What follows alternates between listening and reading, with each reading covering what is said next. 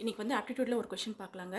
Sides of rectangle are in the ratio. ஒரு side of rectangle கொடுத்துருக்குறாங்க. ரெக்டாங்கிளோட sides பார்த்தீங்கன்னா 4:3. அதாவது ரேஷியோவில் கொடுத்துருக்கிறதுனால நம்ம எக்ஸ் இங்கே சேர்த்திக்கலாம். And it's area is 972. Area வந்து கொடுத்துருக்காங்க. ஏரியா வந்து பார்த்தீங்கன்னா 972 ஸ்கொயர் சென்டிமீட்டர். இப்போ வந்து ஏரியா ஆஃப் ரெக்டாங்கிள் ஃபார்முலா பார்த்தீங்கன்னா L into B. So L into பியோட வேல்யூ வந்து 972. அப்போது எல்லோட வேல்யூ பார்த்தீங்கன்னா 4x இன்டூ பியோட value 3x is equal to 972. அப்போது 12x square is equal to 972.